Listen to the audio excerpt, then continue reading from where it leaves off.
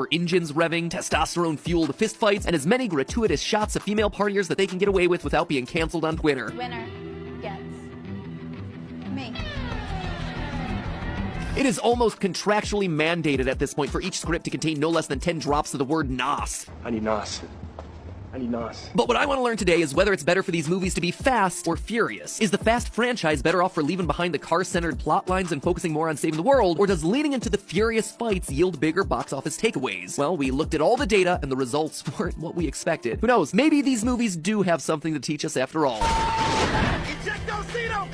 I regret everything I just said. First, let's talk about which film is just the most Fast and Furious. To calculate this, we put together 23 categories that define the franchise. Things like number of speedometer shots, number of explosions, time spent watching close-ups of male biceps, number of Coronas consumed, number of manly hugs, amount of gear shifting, number of times a character drops the word family, crew, or team, amount of time spent revving engines, number of NOS usages, total racing time, and of course, whether or not there's a barbecue. We ranked each of the 9 movies, up through Hobbs and Shaw, not the newest one, from 1 to 9, with the movie in the number 1 spot having the most of each instance, and 9 with the fewest. Fast and Furious 6, for instance, has 22 mentions of family and team, most in the franchise, so it got 1 point in the category. Too Fast, Too Furious only has 1 mention of team, putting it at the bottom and giving it 9 points. In binary categories like, is there a BBQ? A yes gets you a 0. Lowest overall score wins. And after tallying it all up, in a bit of an upset, Fast and Furious 6 beats out fan and critical favorites Fast 5 and Furious 7 to be crowned as the most Fast and Furious. Why? Well, it's kind of the perfect middle point of the franchise. It, more than any other movie, balances the old school elements like racing and Corona-filled barbecues with newer elements like huge explosions and global stakes. Street kid.